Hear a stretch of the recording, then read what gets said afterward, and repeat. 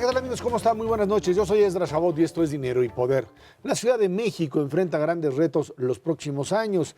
Esto, por supuesto, en el ámbito económico, por el recorte presupuestal que se aplicará en 2017. También el combate a la inseguridad, el tema de crímenes de odio, feminicidios. Por supuesto, todas estas nuevas situaciones que se van a vivir.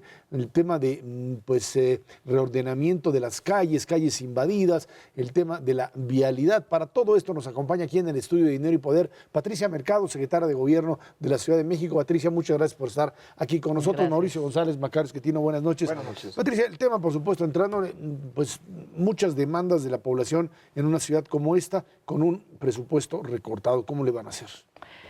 Bueno, creo que las finanzas de la Ciudad de México, como se han dicho, son finanzas sanas. Hemos realmente estamos siendo y seguimos siendo muy estratégicos en el tema de deuda. Ahí estamos haciendo grandes alianzas con el sector privado. Un ejemplo son los CETRAMS, ¿no? Los CETRAMS que a cambio de, por supuesto, algún tipo de concesiones de espacio público, pues tenemos la inversión para no hacerla con nuestros propios recursos. Finalmente, este debate que generó el jefe de gobierno está, pues, de alguna manera consenso entre todas las fuerzas políticas en la ciudad a favor del presupuesto. Pues hubo un recorte casi del 50%, pero bueno, ya no quedamos en ceros como era la primera propuesta. Recuperamos de nuestros casi 10,000 millones de pesos, pues el 50%, más de 4,000 millones, que van a servir algo muy importante, la línea 12, la extensión de la línea 12 del metro. Todo lo que es transporte público será una prioridad. Vamos a recortar, y el jefe de gobierno así lo ha planteado, gasto operativo. Nuestra estructura de personal, más personal del funcionariado, ¿no? Y gastos de operación. Incluso las delegaciones políticas que están pidiendo más presupuesto, hay más de 600 millones de pesos para las delegaciones, pero un poco la cuestión es que no se la gasten solo en salarios, sino que realmente puedan fortalecer sobre todo el desarrollo de infraestructura, que cada vez más hay una ciudadanía muy exigente, sí, de los programas sociales para los grupos vulnerables, pero también de una infraestructura que necesita, digamos, más próspera, más ordenada, las calles, las banquetas, los espacios públicos. No va a haber, el jefe de gobierno está priorizando toda la inversión en espacio público, que eso finalmente también ayuda a una cohesión social. Eso, transporte público.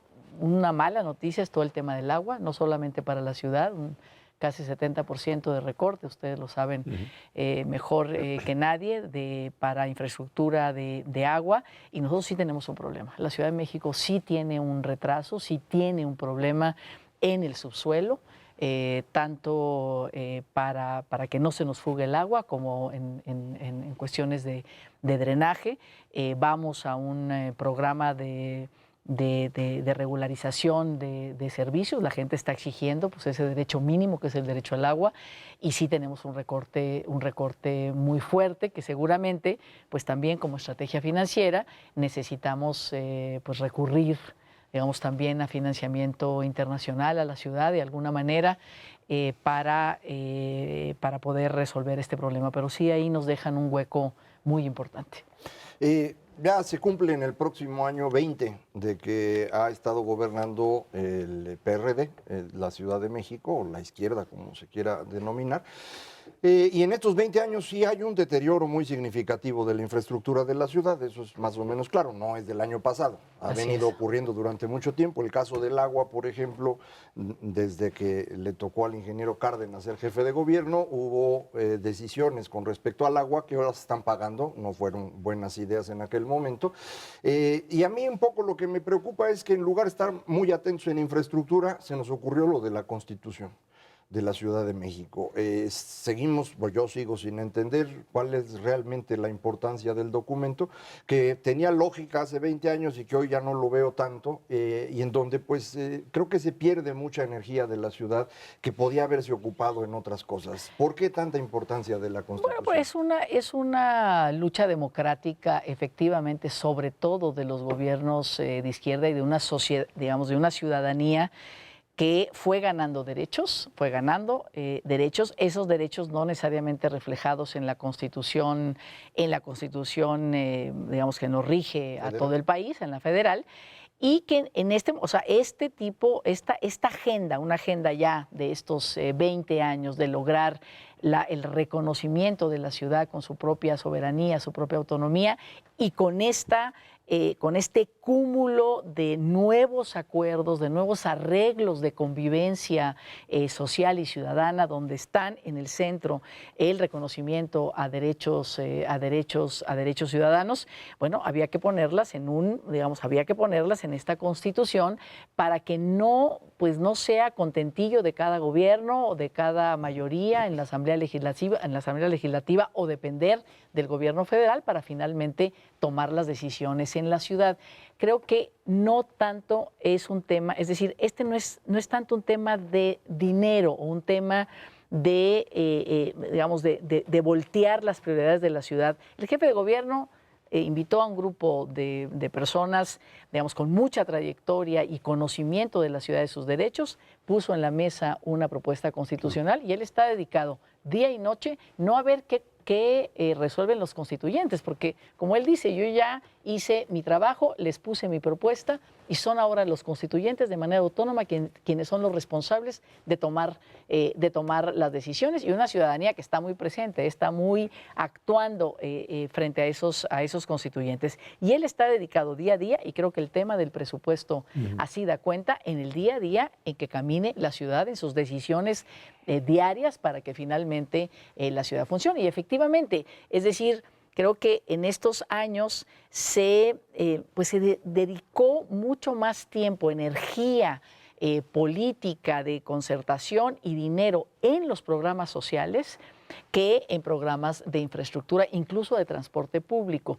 El jefe de gobierno, el doctor Mancera, respetando los programas sociales, pero sí le ha dado una vuelta a la tuerca de intervenir en el espacio público, de resolver los problemas de infraestructura. Ha invertido más en eso, ha invertido también en transporte público, que eso es una realidad de esta ciudad. Esta ciudad está detenida, no podemos apostarle ya al automóvil, tenemos que apostarle al transporte público, todo el fomento al peatón, el fomento a la bicicleta, a otros medios. Entonces creo que ahí está nuestra energía. Digamos, esta tuvo su tiempo, tuvo su lugar, tuvo su estrategia de acuerdo, pero no se lleva la energía más importante, menos del gobierno del doctor Mancera. Todos estamos en cómo le salimos, digamos, al frente con esta demanda ciudadana tan importante en temas como seguridad, en temas como infraestructura, y ahí estamos, creo que la mayor parte de la energía del gobierno del doctor Mancera. Aunque también en el renglón económico de la Ciudad de México, creo que los ciudadanos del DF, de la Ciudad de México, estamos mal acostumbrados, porque la verdad es que tenemos una tradición de décadas de que no pagamos algunos de los servicios públicos en función del costo de estos servicios, ¿no? Bueno, es cierto que la Ciudad de México cobra impuestos y con eso financia, ¿no?, sus obras y demás, pero tenemos un transporte que es, el metro es el más barato, no solo del país, sino probablemente del mundo. Tenemos el problema del agua, pero las tarifas del agua también son bajísimas. Entonces, ¿no sería precisamente un año de vacas flacas en el presupuesto una oportunidad para ir componiendo estas cosas? Porque si no, no le podemos dar servicio a toda la ciudadanía si no le cobramos el costo de los mismos, ¿no? Bueno, eso también, pero creo que en este momento pensar en cómo cargarle más a los ciudadanos digamos, deficiencias en servicios, creo que habría que tener como mucho cuidado y construir mucho consenso alrededor de eso. Me parece que lo que ha hecho el jefe de gobierno desde hace 2 años, por ejemplo, de poner en la mesa de la discusión la necesidad de aumentar el salario mínimo, o sea, que la gente pueda tener más ingresos. Si no hemos logrado eso, es decir, una propuesta salarial y de ingresos más potente para la gente, ¿cómo le cobramos más por los servicios? Entonces creo que lo estamos haciendo al mismo tiempo. ¿Le puedo interrumpir aquí? ¿Cómo no? El agua cuesta más o menos 15 pesos un metro cúbico. Y eso es lo que pagan en Querétaro, eso es lo que pagan en Nuevo León, con el mismo salario mínimo que hay aquí. Y aquí no pagamos eso. No, yo creo que por supuesto es una discusión y creo que efectivamente lo que nos está pasando en este momento con el agua y la crisis que estamos teniendo y que nosotros mismos lo reconocemos desde gobierno, que como sociedad en la Ciudad de México tenemos un gran problema, ese es un tema, por supuesto que es un tema. Hay una discusión sobre el tema de las tarifas, pero digamos, no podemos poner esa solución al frente. Creo que hay otros temas. La Ciudad de México tiene mayor inversión, necesitamos generar más empleos formales. Tenemos más o menos la misma informalidad en el empleo que el resto del país, 60% de informalidad. Esto es somos una ciudad con una precariedad laboral importante. Entonces, eso tenemos que caminar de manera conjunta. Es como la tarifa del metro. Uno de los temas que el jefe de gobierno ha dicho, bueno, pues ni modo, o sea, no estoy aquí por la popularidad, sino también finalmente para que al final se den cuenta que las decisiones que tomo son decisiones que repercuten de manera positiva en la ciudad, que fue el aumento de la tarifa del metro, ¿no? Y hoy el metro, que también tiene muchos problemas de infraestructura, ya hay una infraestructura muy, muy vieja, que está renovando estaciones, o sea, realmente estamos teniendo ahí una inversión importante, más ampliando algunas líneas, pues eso tuvo que ver con ese aumento, que incluso todavía no es totalmente reconocido. La gente pide mayor transparencia, pide una inversión más eficiente, y se la tenemos que dar. Y creo que el metro es un ejemplo de eso, pero no es fácil este tipo de aumento de tarifas. Pueden ser necesarias, pero necesitamos ver los tiempos y las condiciones. Patricia, en el tema de la seguridad, de esto, pues esta es una de las policías que ha funcionado por el mando central que se tiene. Sin embargo, está también esto relacionado con el tema de feminicidios, de la presencia de acoso a la mujer e incluso asesinatos de mujeres. ¿Qué es lo que de alguna manera está haciendo el gobierno de la Ciudad de México frente a este fenómeno? Bueno, primero decir que ha disminuido el feminicidio el año pasado ahora, que es hemos disminuido de un 16%. Aquí las cifras a veces pueden parecer altas porque el feminicidio en muchos estados de la República están como combinados. Si suceden 3 cosas o si suceden 2 cosas juntas, entonces hacemos que sea feminicidio. Es decir, si una mujer fue asesinada y había sido violentada antes, entonces activamos el protocolo de feminicidio. Aquí no. Aquí tenemos 5 posibilidades de decir lo tomamos como feminicidio en la investigación y no vinculamos. Si tuvo violencia antes, es feminicidio, ¿no? Si hay algunos datos de violencia sexual, de mutilación, si una mujer aparece su cuerpo como tirado, como abandonado, si fue privada de su libertad algunos días, o sea, cualquiera de esos nos desata feminicidio. O sea, no estamos como escondiendo la cifra. Y sin embargo, somos el lugar 17, estamos más bajos. ¿Y qué pasa en la ciudad? Todo asesinato de una mujer que no es, no sé, en un transporte público que se subieron a robar y le tocó, digamos, la cuestión obvia, es investigada como feminicidio. Estamos muy encima del problema y eso es muy importante porque no nos negamos a nosotros mismos este asunto. Entonces, ahora con la cuestión de las mujeres transexuales, por ejemplo, el jefe de gobierno ya está estudiando, mandaron una iniciativa para ver si consideramos a mujeres transexuales como feminicidio también, porque finalmente son mujeres, en términos de identidad, o si hacemos un tipo penal específico. Es salir rápidamente más que crimen de odio, puede ser más bien un crimen en términos de un hombre hacia una mujer. Entonces, en todos estamos ocupados en eso. El jefe de gobierno para este nuevo año, a costos compensados, porque hablamos de austeridad. A costos compensados, ¿qué significa? Es decir, significa darle prioridad a este tema, independientemente de que a otros no, para que todas las secretarías, todo el gabinete legal tenga una cabeza de género para que esté mirando las políticas económicas, las de empleo, las políticas hacia el campo, desde la perspectiva de cómo generamos un mayor empoderamiento de las mujeres, una mayor igualdad, y eso necesariamente te baja digamos, si vas reconociendo derechos e igualdad, las mujeres también son empoderadas frente a sus parejas en la Ciudad de México. En la Ciudad de México pasa algo muy importante. En el resto del país el feminicidio es en la calle. En la Ciudad de México es más en la casa.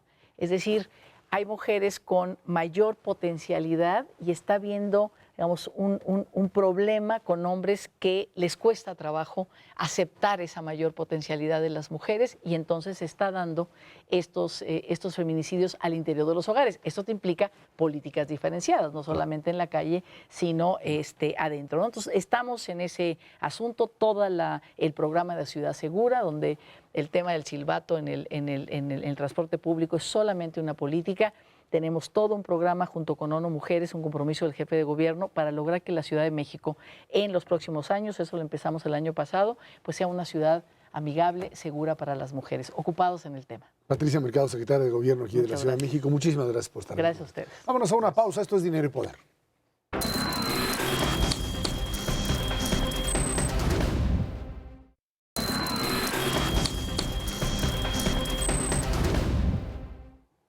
El Comité Nacional de Seguridad en Salud declaró emergencia epidemiológica por sobrepeso, obesidad y diabetes. Como parte de las acciones, se pondrá en marcha el índice de calidad de la atención al paciente diabético. Se lanzará una nueva campaña, esta intensiva de difusión, para fortalecer el sistema nominal de información de enfermedades crónicas y garantizar así el abasto de insumos para la realización de las pruebas de detección y así reforzar la capacitación del personal en salud. Para hablar de este tema, nos acompaña aquí en el estudio de Dinero y Poder el doctor Juan Carlos Garnica Cuellar, endocrinólogo del Centro Médico Nacional La Raza, del Instituto Mexicano del Seguro Social. Doctor Garnica, muchas gracias por estar aquí con nosotros. Ezra, muchísimas gracias por la invitación. Buenas noches al auditorio, a tus televidentes. A ver, ¿cómo es que decretan, por qué en este momento decretar esta emergencia nacional o esta situación de prácticamente de epidemia por el tema de diabetes? Bueno, el problema de la diabetes, este año hubo más de 98,000 muertes asociadas a diabetes. Si nosotros vemos, en una hora estarían muriendo 12 o 11 personas por un problema de diabetes. Entonces, este problema pues tiene un factor de riesgo muy importante, como lo mencionabas, y precisamente es el sobrepeso y la obesidad. Este gran problema ha venido incrementándose en los últimos años. Obviamente sabemos que la gastronomía mexicana no nos ayuda muchísimo, y por otra parte la inactividad del sedentarismo, pues ese factor de riesgo pues ha hecho que se incremente la prevalencia y la incidencia de casos de diabetes. Estamos ante una situación en donde, digamos, la posibilidad de detectarlo a tiempo es uno de los problemas fundamentales, y esto me refiero al hecho de que muchas personas viven con esta diabetes sin siquiera saberlo hasta que ya el problema es sumamente grave. Lo que tú mencionas es un dato muy interesante. Evidentemente, si recordamos en la encuesta nacional de salud del 2006, más o menos el 7% tenía el diagnóstico. Esto es a través de, ¿tienes diabetes? Sí, sí tengo diabetes. Sin embargo, por cada paciente que tiene o sabía que tenía la diabetes, uno no lo sabía. Entonces, ¿qué se hizo durante este tiempo? Una campaña de detección, de pesquisa, y evidentemente hemos incrementado la prevalencia, bueno, el número de casos de diabetes, y probablemente esto también está influyendo en estos números. Quiero decirte que pues ahora se está trabajando en tratamientos de manera oportuna, pero sobre todo donde el gobierno federal y es donde nos conviene invertir es precisamente en la prevención. Nosotros como médicos hemos sido educados, entrenados para tratar cuando ya está la enfermedad. Sin embargo, se sabe a partir de modelos de salud pública precisamente que cuando nosotros hacemos intervenciones en la prevención es mucho más costo efectivo que cuando ya tenemos las complicaciones. Al respecto, entiendo que uno de los principales problemas asociados a la diabetes que no se detecta a tiempo o que no se trata adecuadamente es que eventualmente hay la necesidad de hacer diálisis en cantidad importante. Y ahí entiendo que tenemos un problema mayor a nivel nacional porque pues, no tenemos los suficientes equipos, sobre todo suponiendo que siguiera creciendo al ritmo que va esto. Ahí, ¿qué es lo que ustedes conocen? Pues evidentemente uno de los grandes problemas es que la complicación, hablamos de complicación no nada más lo que mencionabas de las enfermedades renales, infartos, que es la principal causa de mortalidad en México, accidentes vasculares cerebrales, las famosas embolias, para que entiendan. Pues esto de alguna manera influye mucho e impacta muchísimo en la economía de nuestro país precisamente porque pues son años de vida no saludables. Y por otro lado, bueno, en el caso de la insuficiencia renal, pues sí es una enfermedad crónica que es costosa, pero evidentemente, bueno, existen datos en donde se ha visto que alrededor de 300,000 pesos puede costarle al Seguro Social un paciente que está complicado versus alrededor de 9,000 pesos cuando no está complicado. Entonces, si nosotros volvemos a lo mismo, trabajamos en prevención, pues ese paciente probablemente no llegue a diabetes. Pero si también iniciamos con una intervención oportuna, me refiero en el cambio en el estilo de vida, en la actividad física y en un tratamiento combinado de manera temprana y, ¿por qué no decirlo?, la insulina en algunos casos, pues obviamente el desenlace pues va a ser mejor y por lo tanto se va a evitar estas complicaciones y los gastos que representa como la insuficiencia renal crónica. Doctor, a mí cuando se hizo este anuncio de que es una epidemia la diabetes, sí me llamó muchísimo la atención porque, digo, no porque no sea cierto, al contrario, sí, más bien porque ¿qué fue lo que pasó? O sea, ¿qué cambió que de repente se vuelve de una enfermedad, como hay muchas otras, a una situación de epidemia, por un lado? Y segundo, bueno, sin duda los esfuerzos para detectar la enfermedad pues sí son buenísimos, puede ahorrar costos al sector salud y por lo tanto la capacidad para atender más pacientes, pero lo que veo que es que quizá hay espacio para más bien esfuerzos de prevención. O sea, si se da una situación de epidemia, pues quizá algo también, no solo para que me la detecten, sino para que yo como individuo me cuide y no caiga en la enfermedad. Eso, ¿qué se está haciendo? ¿Qué funciona? ¿Qué podríamos esperar por ahí? En el caso de ya... De la diabetes, o sea, bueno, de decir, bueno, para que no sea epidemia y para que no cuando ya tengo la enfermedad y me la detecten, sino para que mejor no la tenga, ¿no? Eso creo que sería... ¿Qué se está haciendo en este caso, en el caso de las instituciones públicas, en el caso del Seguro Social? Prevenimos. Esta situación de muévete, es importante fomentar el ejercicio.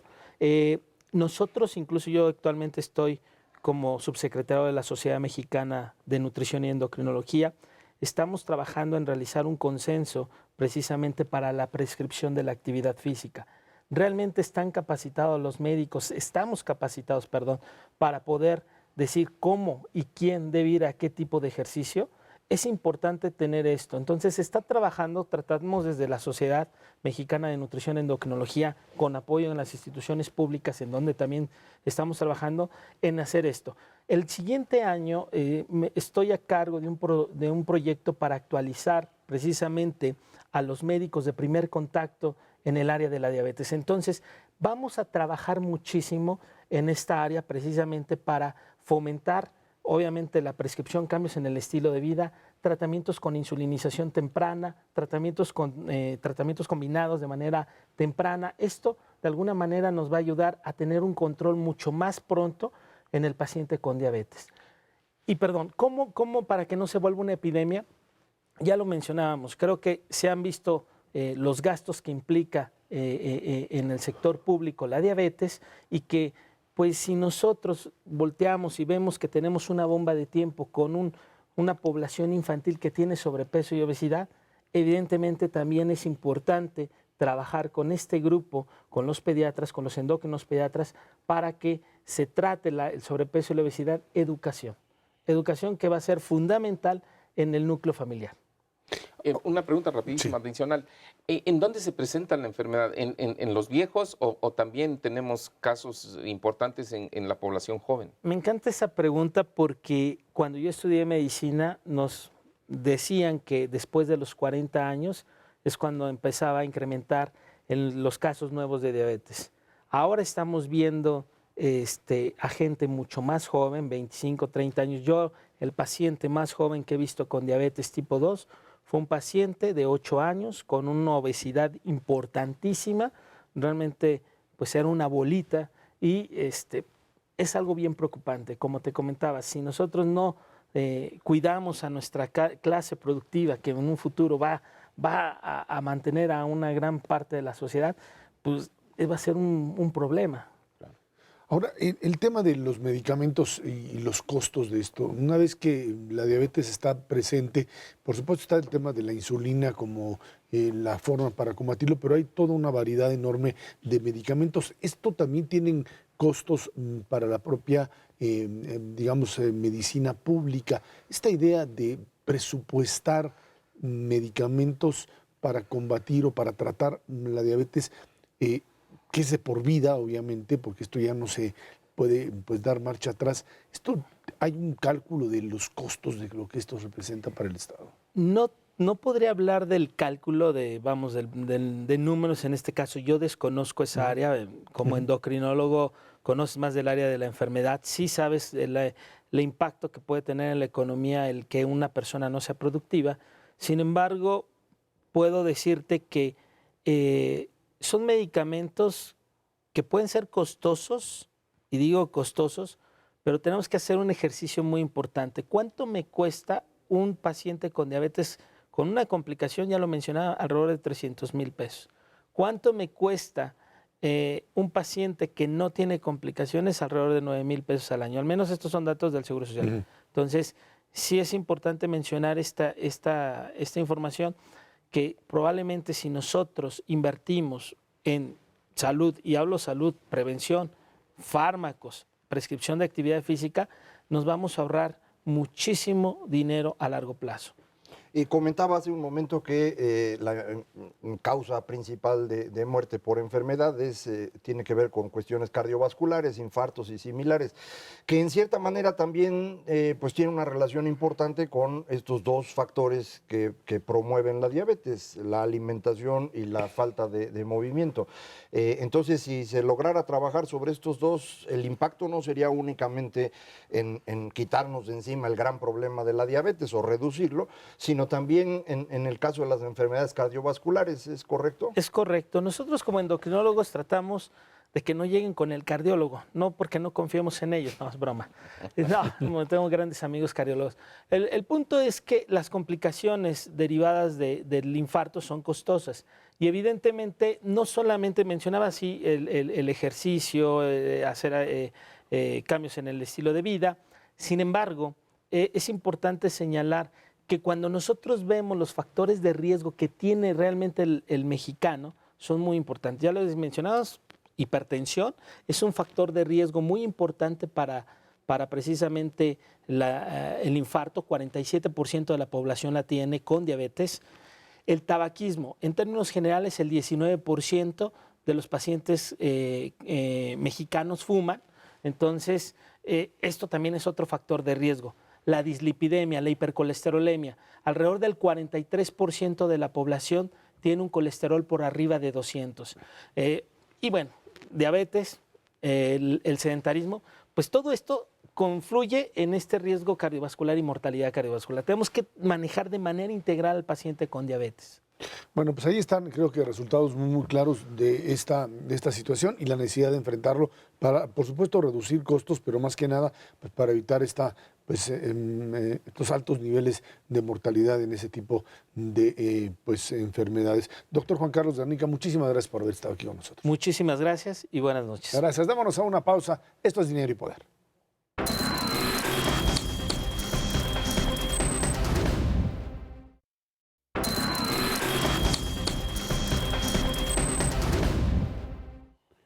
La Junta de Gobierno de Banco de México elevó hoy solamente en 50 puntos base la tasa de referencia, muy por debajo de lo demandado por el mercado. Los certificados de la tesorería habrían aumentado 0.75 el martes pasado en una decisión que parece verdaderamente absurda por parte del Banco Central. Los mercados pues hablaban de entre 0.75 y 1%, o sea, 75 o 100 puntos base. Banco de México lo eleva solamente 50%, o sea, 50 puntos base, bajo el principio, supongo, de que pues esto podría generar un aumento todavía el próximo 15 de diciembre. Sin embargo, pues esto mantiene la presión sobre el tipo de cambio, Mauricio. Así es, Ezra. La verdad creo que fue una medida bastante desacertada del Banco de México.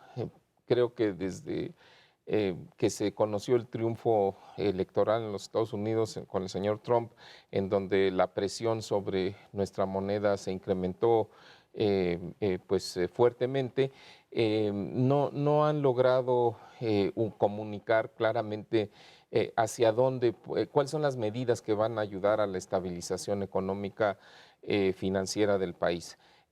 Primero hubo una conferencia de prensa. Bueno, antes de la elección de Trump, de la elección de Estados Unidos, no dijeron que estaban perfectamente preparados para tomar las acciones necesarias. Después de la elección en los Estados Unidos citaron una conferencia de prensa y no anunciaron nada.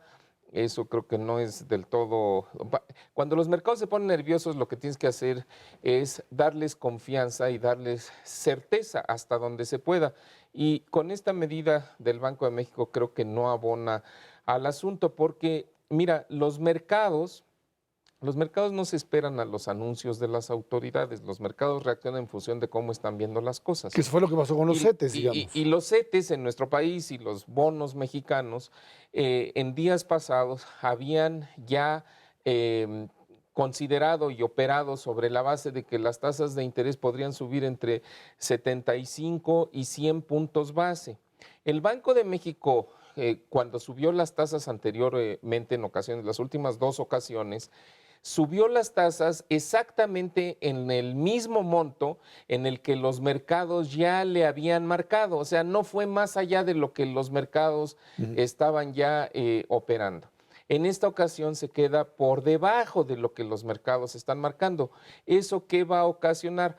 Va a ocasionar incertidumbre sobre cuántas veces más y en qué monto más va a tener que subir el banco las tasas de interés. ¿Por qué es importante que el Banco de México suba las tasas de interés? Por 2 razones esencialmente. Uno, para contener las expectativas de inflación. Es la única herramienta de la que dispone el gobierno actualmente para que no se empiecen a generalizar las estimaciones y las expectativas de que la inflación el año entrante puede ser del 4%, porque si eso sucede, entonces la inflación verdaderamente va a ser 4%.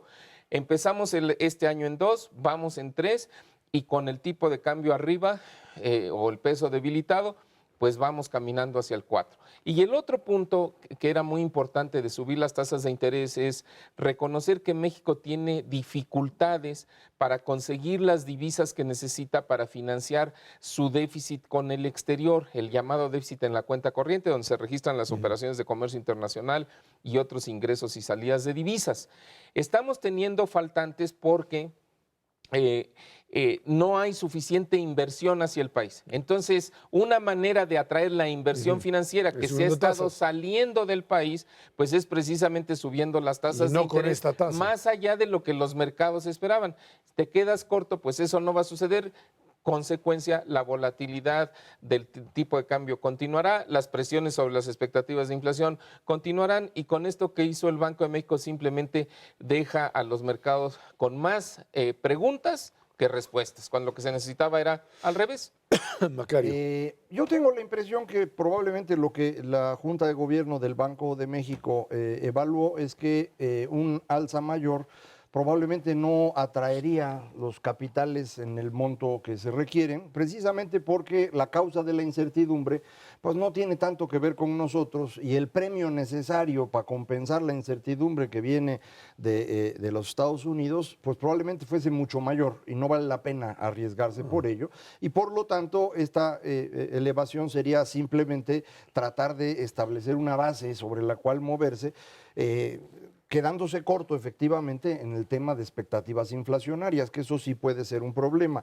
Aparentemente los mercados no recibieron esta decisión del Banco Central de una manera tan negativa, es decir, sí hay un pequeño movimiento en el tipo de cambio, pero no parece haber sido tan grande como uno esperaría, precisamente porque todos estaban esperando 3/4 de punto o un punto entero. Al mover esto nada más medio punto, uno hubiera esperado que tuviéramos un despegue del dólar nuevamente. Aparentemente eso no parece estar ocurriendo, y podría ser el resultado precisamente de esta estimación de la Junta de Gobierno de que en este momento pues, hay que esperarse a ver qué hace la Reserva Federal y con base en eso seguir subiendo. Pero yo coincidiría con Mauricio, podemos entrar en una dinámica de que cada reunión del banco le estén moviendo a la tasa, y eso no es una buena idea, acaba generando expectativas muy negativas para el comportamiento de la economía. Por lo pronto, perdón, Mauricio, queda claro que para la reunión del 15 de diciembre, si como todo apunta a la Reserva Federal una semana antes eleva la tasa de interés 1/4 de punto, digamos que esa sería la expectativa, tendrás que subir por lo menos Otro medio. otro medio, ¿no? Pues sí. Otro medio Sí, que nada sería más el punto. que cada vez que sube la tasa de interés, eso no es gratuito, ¿no?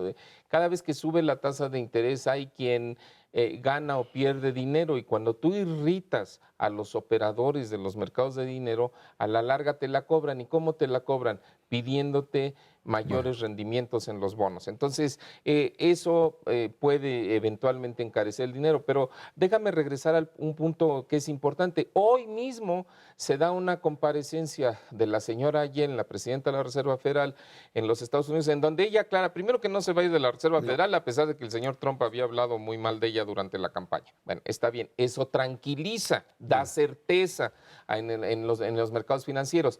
Pero por otro lado, en Estados Unidos, también después del triunfo del señor Trump, hay una lectura de que va a haber más actividad económica, que la inflación en Estados Unidos se va a ir un poco para arriba y que por lo tanto las tasas de interés se van a acelerar. Y los mercados de los Estados Unidos en los bonos a 10 años, que no es un plazo precisamente corto, subieron 40 puntos base en días pasados. Y por lo tanto, ¿qué sale a decir hoy la señora Yellen? Sale a decir, pues nosotros creemos que en todo este lenguaje no extraño que usan los banqueros, críptico que usan los banqueros centrales, pues es posible que efectivamente a lo mejor subamos la tasa. Bueno, entonces tú dices, si la perspectiva de las tasas internacionales es al alza y los mercados en México te están mandando una señal clarísima de que debes de subir la tasa entre 75 y 100 puntos base y lo subes a la mitad, o sea, más o menos como si fuéramos los mercados de los Estados Unidos, dices, pues no entiendo nada. ¿Dónde está la certeza? ¿Dónde está la claridad? ¿Dónde está el objetivo?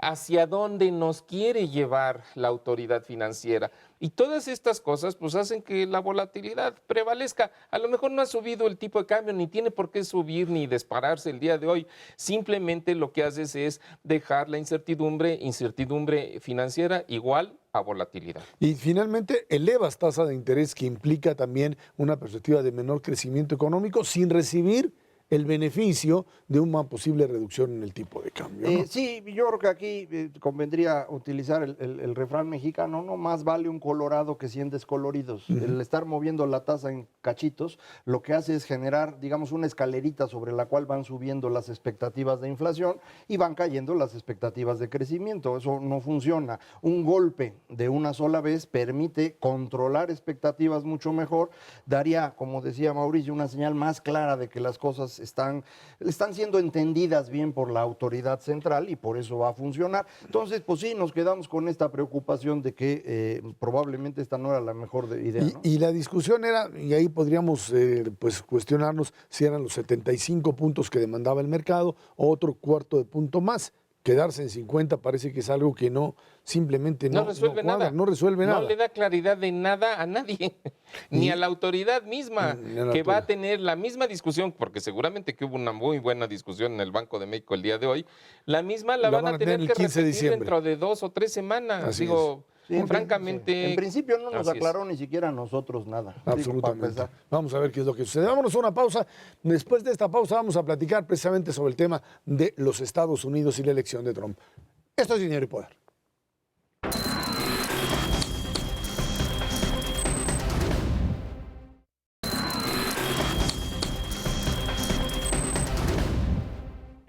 La Secretaría de Relaciones Exteriores anunció 11 medidas que pondrá en marcha para ayudar a los mexicanos inmigrantes que viven en los Estados Unidos. Será a través de la embajada y los consulados que el país tiene allá en la Unión Americana, y su propósito es evitar que los ciudadanos mexicanos sean víctimas de abusos y fraudes.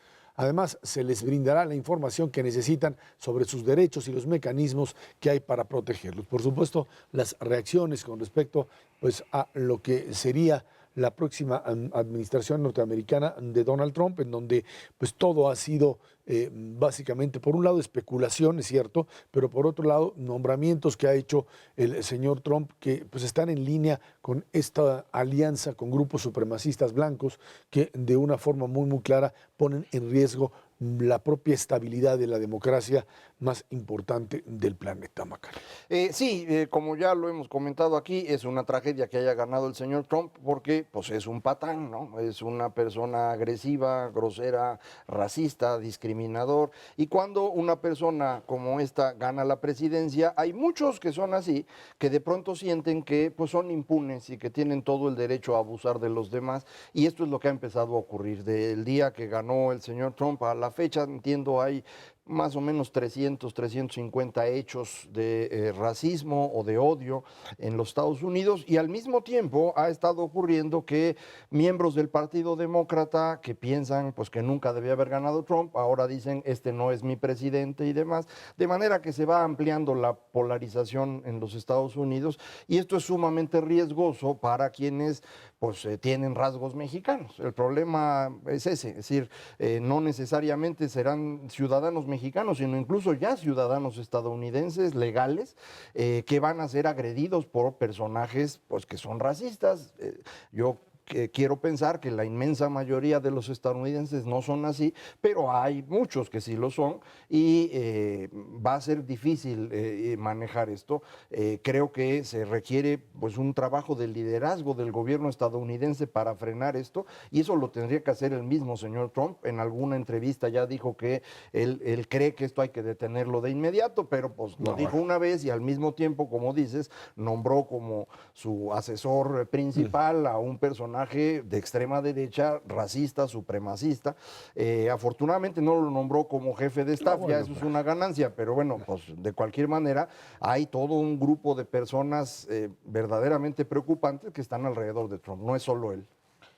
No, no es solo él, y yo me temo que en este tema de las deportaciones es un tema en el que sí puede actuar muy rápidamente Trump en cuanto inicie su gobierno en enero próximo, por lo siguiente: ha aflorado, se ha conocido algo que la verdad es muy impactante, y que es que durante la administración del presidente Obama, en los últimos 8 años, se han deportado a México cerca de 2,5 millones de personas.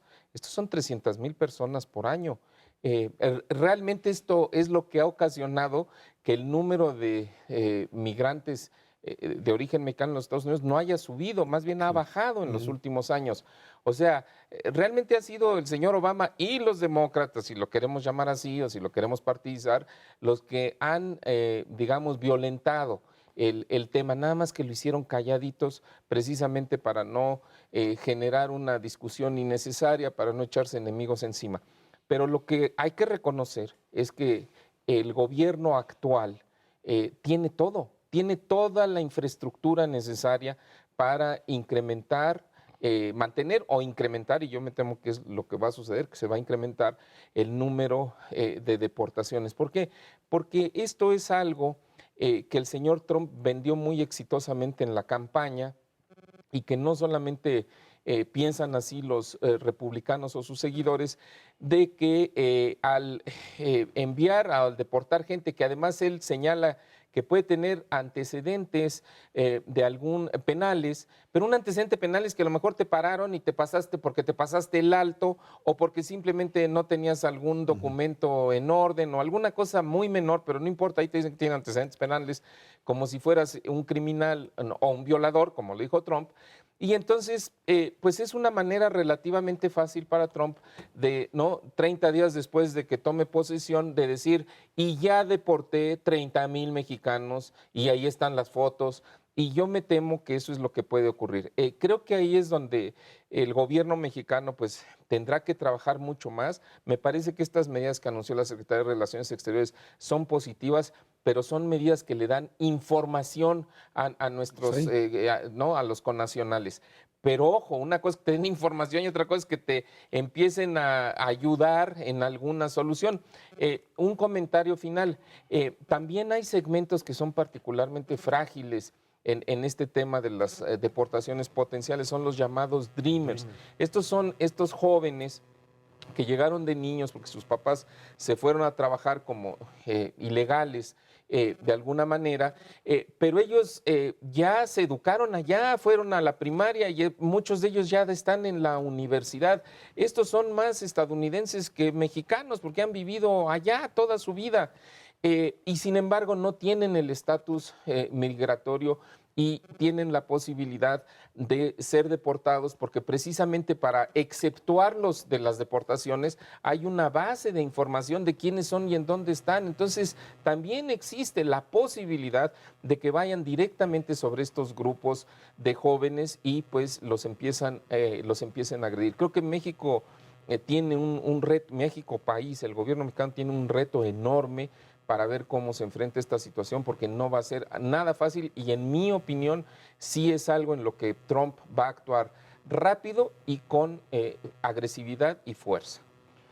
Sí, yo coincidiría, creo que ese es el tema más importante que tenemos en el corto plazo. El asunto económico, pues ahí se va a ir resolviendo. El tema Tratado de Libre formas, ¿no? Comercio es un tema que, digamos, estaría ligado más a presiones de otro tipo, ¿no? Hay todo un grupo importante de congresistas en distintos niveles, lo hemos visto ya en sectores republicanos. Por ejemplo, veía en Texas grupos de republicanos y demócratas juntos que han salido a decir, olvídense, aquí no va a pasar absolutamente nada, porque esto implicaría destrozar una economía como la tejana, que está vinculada a petróleo y que en el tema exportación, México es su salvación y que no estarían dispuestos a aceptar ningún tipo de restricción. Vamos a ver una lucha ahora otra vez entre poder federal y poder estatal, nada más que a la inversa de lo que teníamos con Obama, en el sentido de que pues, muchos los estados frente a la administración Obama eran la reserva de los conservadores. Hoy vamos a ver a los estados de la Unión Americana tratando de defenderse de las agresiones, digamos, proteccionistas que pueda lanzar el señor Trump desde el centro frente a lo que representa un poder económico surgido precisamente de la apertura y la globalización, Pero ¿no? todavía está por ver eso, ¿no? Es decir, también el señor Obama, cuando fue candidato en 2008... Hablaban de eso. Sí, dijo pero, lo pero mismo. no a estos niveles de locura. No, lo Maca. que ocurre, la diferencia es la forma como grita este Pero señor. lo hizo. Sí, sí, Obama pero lo dijo lo hizo, mismo. lo dijo y lo Dijo hizo. lo mismo. La diferencia es la forma como grita y por eso, insisto, eso en sí mismo es un problema. Pero hay que esperarse a ver qué pasa. Texas, como dices tú, pues sería un problema para ellos porque el 30% de sus exportaciones vienen a México. Una cifra similar ocurre con Arizona, Nuevo México y Michigan. Que pues ni modo que les digas ahora a los de Michigan, sí, voy a cerrar el comercio con México. O voy a subirle 35%. O sí, en ese momento pierden su empleo los michiganenses que votaron por Trump, pues se va a hacer un drama. Yo creo que esto lo van a ir administrando de una manera un poco distinta. Cuando uno revisa con detalle lo que está en el Tratado de Libre Comercio y lo que hoy puede modificarse, pues realmente no tiene mucha importancia, ¿no? Es decir, podría, por ejemplo, decir, vamos a hacer un mayor contenido de origen en automóviles, contenido norteamericano, para que haya más empleos. Pues eso, ¿a quién le va a costar? A los empresarios asiáticos y europeos que tienen fábricas en México. Si se da un plazo razonable para que eso ocurra, pues van a tener que mover mayor producción hacia Norteamérica, y en Norteamérica el mejor lugar para invertir sigue siendo México, entonces vamos a acabar ganando. Así que yo sí me esperaría, no es un asunto, digo, es un problema de incertidumbre muy alta, pero hasta y no de ver, expectativas, pues, hay que quedarse, ¿no? de cerrazón frente a lo que es una perspectiva de unificación económica del bloque México, Estados Unidos y Canadá, que es el gran riesgo frente a un tipo que pues no sabe abiertamente qué es lo que quiere hacer ni cómo lo puede hacer, ¿no? Y creo que ese es el punto, ¿no? No, sin duda. Y además hay otras instituciones, por ejemplo, la Organización Mundial del Comercio de Estados Unidos, México, somos miembros, tenemos trato de nación más favorecida, que es como un estatus especial, y ahí hay una serie de reglas en donde tú no puedes poner cualquier tarifa a las importaciones o al comercio entre los países. Entonces, digo, a menos de que el señor Trump se quiera salir de ahí, pero ese sí es pelearse con todo el mundo. Entonces, creo que efectivamente ahí hay que ir, se van a ir decantando las cosas. Ojo, pero de que en la negociación no nos van a echar la caballada por delante, la van a echar. Así y es. pues hay que responderles igual, porque si no, sí vamos a Eso salir Y de que perdiendo. echó a andar a los blancos anglosajones protestantes con banderas de Ku Klux Klan y compañía y racismo, ahí están echados a andar y a ver quién los para. Mauricio González Macarios, que tiene muchísimas gracias. Gracias a usted que nos ve y nos escucha aquí todos los jueves en Canal 11 Dinero y Poder. Estamos en la radio Noticias MBS en el 102.5 del FM de lunes a viernes de 5 a 7 de la noche. Por nuestra parte, muchas gracias y muy buenas noches.